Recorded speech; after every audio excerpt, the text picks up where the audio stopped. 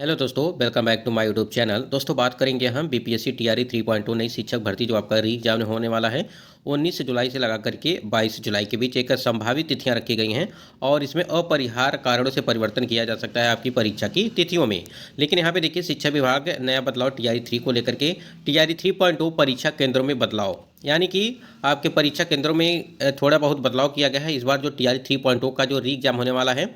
साथ ही साथ यहाँ पे हम लोग बात करेंगे कि सीटेट के बाद यस टेट पर भी कार्रवाई, सब्जेक्ट कॉम्बिनेशन आरक्षण का दावा, यानी कि यदि आप भी टीआरई 3.0 की भर्ती में सम्मिलित हो रहे हैं और आप परीक्षा 19 से लगा करके 22 के बीच देंगे तो कहीं ना कहीं ये वीडियो आपके लिए काफ़ी महत्वपूर्ण है। सबसे पहले यहाँ पे देखेंगे कि सब्जेक्ट कॉम्बिनेशन को लेकर के और आरक्षण को लेकर के बात करेंगे। जो महिला आरक्षण है, भाषा अर्हता के 30% नंबर जुड़ेंगे शिक्षक का भर्ती में, यानी कि यहाँ पे हम लोग देखेंगे जो आपका भाषा अर्हता को लेकर के है।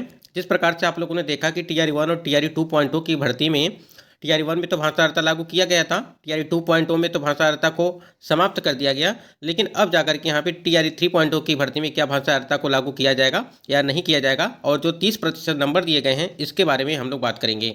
तो कई ऐसे महत्वपूर्ण अपडेट हैं जो आपको टीआरई 3.0 से रिलेटेड है।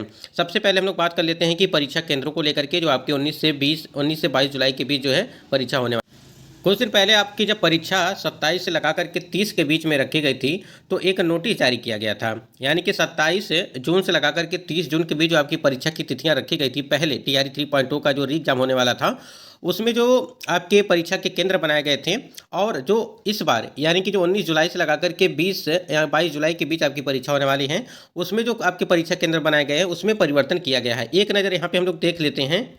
स्क्रीन पे आप देख पा रहे होंगे कि एक लेटर जारी किया गया था और 31 मई 2024 को लेटर जारी किया गया था जब आपकी परीक्षाओं का आयोजन 27 से लगा करके 30 के बीच में रखी गई थी। ठीक है, अब यहाँ पे ध्यान देने की बातें क्या हैं, उसमें ये चीज़ बताया गया था कि आपकी जो परीक्षा के केंद्र बनाए गए हैं कि भोजपुर, बक्सर, रोहतास, नालंदा, गया, नवादा और जहानाबाद, औरंगाबाद, मुंगेर, लखीसराय, बेगूसराय, खगड़िया, बांका, भागलपुर, ये आपके जो यहाँ पे दिए गए हैं। साथ ही साथ पश्चिमी चंपारण, सारण, सिवान, गोपालगंज, ये आपके परीक्षा के केंद्र बनाए गए थे। लेकिन जो यहाँ पे 19 से लगा करके 22 जुलाई के बीच आपकी परीक्षा होने वाली है टीआरई 3.0 का जो री एग्जाम होने वाला है उसमें यहाँ पे देखिए कि क्या परिवर्तन किया गया है। ये लेटर आपको 12 तारीख को जारी किया गया, यानी कि 12 जून 2024 को ये लेटर जारी किया गया, और इसमें जो है उसमें कितने परीक्षा केंद्र बनाए गए थे उसको तो यहाँ पे अगर बात करें हम देखिए यहाँ पे जो परीक्षा केंद्र बनाए गए थे आपके वो आपके 28 बनाए गए थे, यानी कि जो आपकी परीक्षा होने वाली थी 27 लगा करके 30 जो है तारीख तक, 30 जून तक। अब यहाँ पे जो नया डेट आया है उसके संबंध में यहाँ पे देखिए, यहाँ पे 30 परीक्षा केंद्र बनाए गए हैं। अब यहाँ पे क्या परिवर्तन किया गया है उसको यहाँ पे समझ लीजिए एक बात। यहाँ पे तो देखिए, यहाँ पे दो चीज़ें थी। सब जब वो आपके 27 से लगा करके 30 के बीच में परीक्षा रखी गई थी तो वहाँ पे एक मुजफ्फरपुर नहीं था आपका, ठीक है, और साथ ही साथ यहाँ पे जो था वो पटना नहीं था, ठीक है, यानी कि आवासन उपलब्ध कराने के संबंध में जो लेटर जारी किया गया था, और तो यहाँ पे दो जगह यहाँ पे नहीं था। तो यहाँ पे इस बार जो है जब आपका 19 से लगा करके 22 तारीख तक जो परीक्षा रखी गई जुलाई में वो पटना यहाँ पे ऐड किया गया है, साथ ही साथ यहाँ पे मुजफ्फरपुर जो ऐड किया गया था, यानी कि 2 परीक्षा केंद्र जो है यहाँ पे हैं। तो आपके जो है 30 यहाँ पे दिया गया है, यानी कि 30 जिलों में जो है यहाँ पे परीक्षा वो केंद्र बनाए गए हैं। तो परीक्षा केंद्र बनाए गए हैं और यहाँ पे आवासन उपलब्ध कराने की जो भी परीक्षा केंद्र पर है, जैसे मान लीजिए बिजली की सुविधा, ठीक है, पानी की सुविधा, फिर शौचालय, अन्य प्रकार की जो भी चीज़ें होती हैं परीक्षा से पहले जो तैयारियां होती हैं वो सारी चीज़ें आपकी वो चल रही है। तो यहाँ पे 2 चीज़ें, यहाँ पे पटना और मुजफ्फरपुर, ये आपके परीक्षा केंद्रों में बढ़ोतरी की गई है इस बार की परीक्षा में टीआरई 3.0 की री।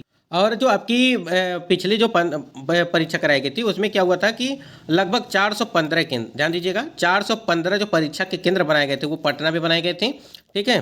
और यहाँ पे एक चीज़ और समझिएगा, लगभग 2.4 लाख अभ्यर्थी जो है वहाँ पे परीक्षा दे रहे थे, यानी कि पहली पाली की अगर हम बात करें, और दूसरी में जो है लगभग 2,77,000 यहाँ पे 277 परीक्षा केंद्र बनाए गए थे दूसरी पाली में। आपके पटना की हम बात कर रहे हैं, और 1.6 लाख कैंडिडेट जो है उसमें परीक्षा में जो है सम्मिलित हुए थे। देखिए, पटना में कुल लगभग 30 परीक्षा केंद्र बनाए गए, और बीपीएससी की ओर से जो सेंटर कोड, वो जो आपको परीक्षा से पहले आपको एक सेंटर कोड दिया जाता है, ठीक है, 1 घंटे पहले अभ्यर्थियों को पहुंचना होगा। ये सारी चीज़ें आपको तो पता ही है कि परीक्षा के पहले कब पहुंचना है, क्या चीज़ें करना है, वो सारी हम आपको वीडियो में बताते रहेंगे। बाकी तैयारियां यहाँ पे जो है वो चल रही हैं आपकी, जो अभी भी 19 से लगा करके 22 जुलाई को ही परीक्षा तिथियां मान के जो मानी गई हैं, लेकिन अपरिहार्य कारणों से आपकी परीक्षाओं को स्थगित किया जा सकता है। यहाँ पे देखिए सीटेट के बाद यस टेट पर भी कार्रवाई। अब यहाँ पे अभ्यर्थियों द्वारा लगातार कमेंट्स आ रहे हैं कि क्या यहाँ पे सीटेट में 90 नंबर चाहिए अदर स्टेट, और यस स्टेट में कितने नंबर चाहिए, इसको लेकर के काफ़ी कन्फ्यूजन बना हुआ है। तो देखिए जो चीज़ें अभी मतलब हम आपको बता दें, जो चीज़ें अभी नोटिफिकेशन में मेंशन की गई हैं अदर स्टेट के कैंडिडेट के लिए, वो चीज़ हम आपको पहले वाली वीडियो में भी बता दिए थे, लेकिन एक बार यहाँ पे बता देते हैं सीटेट को लेकर के और यस स्टेट को लेकर।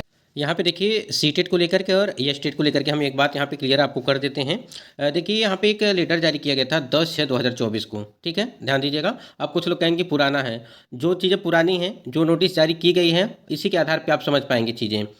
देखिए उपयुक्त विषय के संबंध में अंकित करना है कि आपकी नियुक्ति, आप सभी की नियुक्ति बिहार लोक सेवा आयोग के विज्ञापन संख्या 27/2023 के आलोक में हुई है, परंतु आपके द्वारा उपस्थापित शैक्षणिक प्रशैक्षणिक प्रमाण पत्रों के अवलोकन से स्पष्ट है कि आपकी योग्यता विद्यालय अध्यापक हेतु समुचित नहीं है। ठीक है, यहाँ पे देखिए समुचित नहीं है। अब यहाँ पे मामला क्या था, ये स्टेट को लेकर के है और सीटेट को लेकर के। यहीं पे हम दोनों चीज़ आपको समझा देते हैं, जो भी अदर स्टेट के कैंडिडेट हैं हों या बिहार के हैं। यहाँ पे सबसे इंपॉर्टेंट चीज़ है, जो अदर स्टेट वाले कैंडिडेट हैं वो समझ लें बात को, क्योंकि आपके लगातार कमेंट्स आ रहे हैं कि हमको कितने नंबर चाहिए महिला कैंडिडेट के लिए। देखिए एक चीज़ समझ लीजिए साफ साफ यहाँ पे कि सीटेट में आपको, अगर आप अदर स्टेट के हैं, आप किसी भी कैटेगरी के हों, आप दिव्यांग हैं चाहे कुछ भी हों, आप किसी भी कैटेगरी के हैं, तो आपको सीटेट में जो है 90 नंबर होने चाहिए। ठीक है, आप इसमें आपको ये नहीं कि आपके 89 नंबर हैं या 88 नंबर हैं तो काम चल जाएगा, ऐसा कुछ नहीं है। आपको सीटेट में सिर्फ साफ साफ यहाँ पे बता देते हैं कि सीटेट में आपके 90 नंबर होने चाहिए, तभी जा करके आप जो है वहाँ पे परीक्षा में तो बैठ जाएंगे, लेकिन बाद में दिक्कत हो जाएगी। ठीक है, आपके 90 नंबर हैं तो आप सेफ हैं। ये तो हो गया सीटेट को लेकर के। अब यहाँ पे हम यस स्टेट को लेकर के बात कर लेते हैं। यस स्टेट को लेकर के काफ़ी कन्फ्यूजन बना हुआ कैंडिडेट को।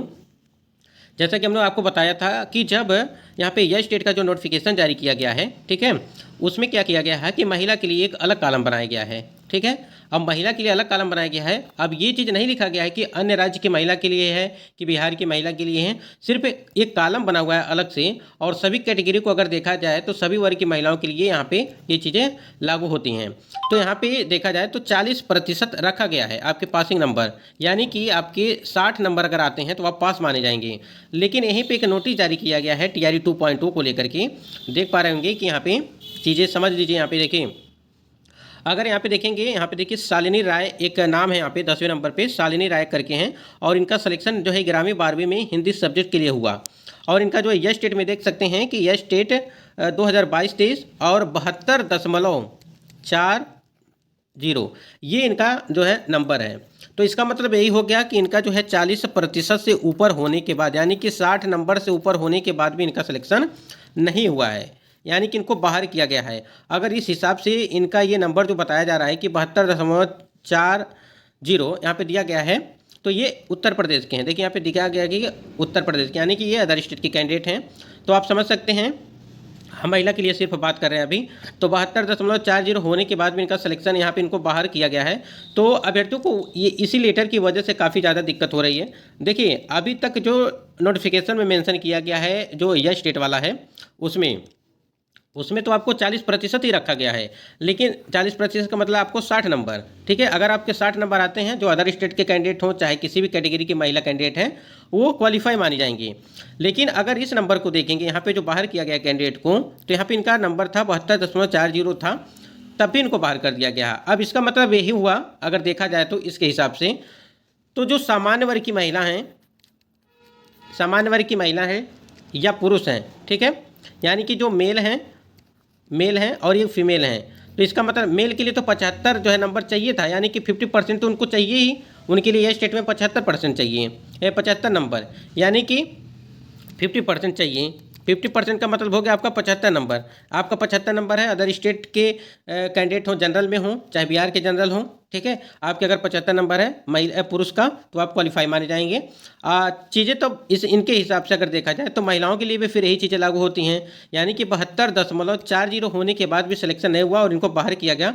तो इसका मतलब ये हो गया कि इनको भी 75 नंबर चाहिए, अगर हम इस नोटिस के आधार पर देखेंगे तब। लेकिन अभी नोटिफिकेशन में जो चीज़ें मेंशन की गई हैं, महिलाओं के लिए 40% यानी कि 60 नंबर है तो आप क्वालिफाई मानी जाएंगी। लेकिन ये चीज़ नोटिफिकेशन में कहीं भी चीज़ें नहीं मेंशन किया गया है कि अन्य राज्य की महिलाओं के लिए जो है ये लागू नहीं किया जाता है कि 60 नंबर होगा तो क्वालिफाई मानी जाएंगी। तो जितने भी अदर स्टेट के कैंडिडेट हैं और जो मेल हैं और फीमेल हैं, तो आप यही मान के आप चलिए, अगर इसके हिसाब से कि आपके 75 नंबर अगर आ रहे हैं तो आप जो है क्वालिफाई यानी कि सेफ जोन में रहेंगे, मेल हो चाहे फीमेल हो। जिस प्रकार से सीटेट के लिए यहाँ पे उसी प्रकार से कन्फ्यूजन बना हुआ था जो आज कैंडिडेट यहाँ पे भुगत रहे हैं, तो उनके लिए जो 90 नंबर रखे गए थे वो है, यानी कि सीटेट में आपके 90 नंबर और या स्टेट में आपके जो है 75 नंबर, ये चीज़ें होनी चाहिए, ध्यान रखिएगा। आशा करते हैं ये चीज़ें आपको क्लियर हो गई होंगी। और इसी प्रकार से आप देख सकते हैं नीचे भी दिया गया है प्रगति राय का है, यह स्टेट में 72 नंबर है इनका, उत्तर प्रदेश से हैं, फिर भी इनको बाहर किया गया है। ठीक है, इसी प्रकार से आप देखिए सीटेट में 89 नंबर है इनको, यानी कि सीटेट का तो क्लियर है कि 90 नंबर होना चाहिए अदर स्टेट के जनरल कैंडिडेट के लिए, जो भी मतलब कि किसी भी कैटेगरी के हों। सब्जेक्ट कॉम्बिनेशन को लेकर के हम यहाँ पे बात करेंगे, काफ़ी महत्वपूर्ण है सब्जेक्ट कॉम्बिनेशन को लेकर के। सब्जेक्ट कॉम्बिनेशन को लेकर के आप देख पा रहे हैं कि टीआरई 2.0 की भर्ती में यहाँ पे सब्जेक्ट को लेकर के काफ़ी कंफ्यूजन यहाँ पे बना हुआ था। देखिए कई चीज़ें यहाँ पे दी गई हैं, एक तो सीटेट को लेकर के दिया गया है, साथ ही साथ यहाँ पे देखिए सब्जेक्ट को लेकर के दिया गया है क्या कि यहाँ पे देखिए, यहाँ देखिए नंदलाल पाल का है और 11वीं 12वीं के लिए हैं और इतिहास विषय है, स्नातकोत्तर प्राचीन इतिहास से है। ठीक है, और देखिए यहाँ पे सामाजिक विज्ञान की अगर बात करें, विषय सामाजिक विज्ञान है और विषय विसंगति है, यानी कि उनका सब्जेक्ट कॉम्बिनेशन सही नहीं है। ठीक है, यहाँ देखिए यहाँ पर विषय विसंगति है, फिर विषय विसंगति है, और यहाँ पे देखिए कई सारे कैंडिडेट का यहाँ पे ये लेटर है, साइंस के लिए, ये साइंस के कैटेगरी में था और 9वीं 10वीं के लिए था ये। तो देखिए जो सब्जेक्ट कॉम्बिनेशन है उसको आप लोग ध्यान रखिएगा, और अगर आपका गलत भी हो गया है तो बीपीएससी आयोग फिर बाद में आपको एक मौका देता है आपको सुधार करने के लिए, तो आप उसमें सुधार कर सकते हैं। बाकी देखिए छोटी छोटी जो गलतियां होती हैं आपको काफ़ी ज़्यादा परेशान करती हैं आगे चल करके, अगर आपकी ज्वाइनिंग मतलब कि आपका चयन हो जाता है तो इस बात को आप ध्यान रखिएगा। देखिए ये सारे नोटिस जारी किए गए हैं और ये नोटिस जारी किया गया था 16 फरवरी 2024 को किया गया था। चीज़ें समझाने के लिए जो है पीछे जाना पड़ता है, तो तब जा करके चीज़ें क्लियर हो पाती हैं। जिस प्रकार से यहाँ पे नोटिस जारी किया गया है, विषय विसंगति है, देखिए प्रवेश पत्र एवं फॉर्म पर लाइट फोटो नहीं है, यानी कि यहाँ पे चीज़ें और भी हैं कि कमियां हैं कि आपका जो फ़ोटो है एडमिट कार्ड में या चीज़ें हैं ब्लर हो जाती हैं, तब भी जो है रिजेक्ट। भाषा अर्हता को लेकर के बात करें, अभी भी देखिए जो नोटिफिकेशन में चीज़ें मेंशन की गई हैं कि आपकी जो है 30% जो है भाषा में आपको पास चाहिए, यानी कि 30% आपके भाषा अर्हता में पास होना ज़रूरी है। यानी कि अगर 30 नंबर का है आपका, ध्यान दीजिएगा यहाँ पे आपको दिखा देते हैं, यहाँ देखिए भाषा में 30% अनिवार्य है, यानी कि अर्धांक कम से कम 30% होगा। ठीक है, 30 का तो होगा ही, ठीक है, ये तो बात पता है सबको, जिसमें आपको 9 नंबर पासिंग नंबर चाहिए, यानी कि 9 नंबर अगर आपके पासिंग नंबर आते हैं तो आप क्वालिफाई माने जाएंगे। ठीक है, और देखिए ये नहीं है कि अगर टीआरई 2.0 की भर्ती में भाषा अर्हता समाप्त कर दिया गया है तो आपको टीआरई 3.0 की भर्ती में आपको समाप्त कर दिया जाएगा, ऐसा कहीं कुछ लिखा नहीं है कि आपको भाषा अर्हता समाप्त कर दिया जाएगा। तो उसके भी नंबर आपके जुड़ेंगे, यानी कि जब टाई ब्रेकर होगा तब जाकर के आपके नंबर जोड़े जाएंगे। ठीक है, चाहे आप किसी भी कैटेगरी के हों, किसी भी मतलब किसी भी वर्ग के हों, सबका। और आरक्षण को लेकर के बात करें महिलाओं के लिए, तो आरक्षण का जब तक आप लोगों को फॉर्म में अप्लाई करते टाइम पे दावा नहीं किया होगा, आरक्षण संबंधित प्रमाण पत्र नहीं लगाया होगा, तब तक आपको कोई भी आरक्षण का लाभ दिए नहीं होगा, इस बात को ध्यान रखिएगा।